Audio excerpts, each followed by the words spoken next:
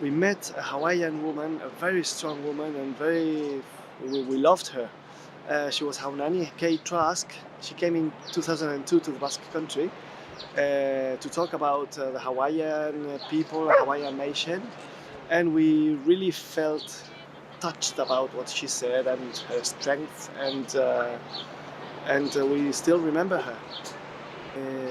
Esan diot, ezagutu genuela hawaiar bat, 2002an etorri zena, Haunani Kay Trask, oso emakume indartsua eta oso mezu baikorrarekin hawaiar herriarengandik eta ikutu gintuen benetan.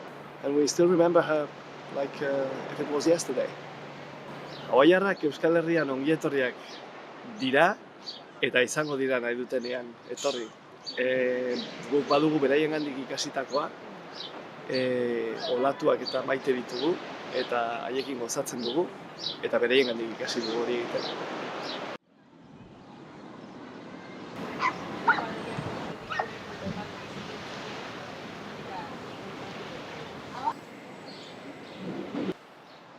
Hawaii, Euskal Herriak ongietorria ematen dizu.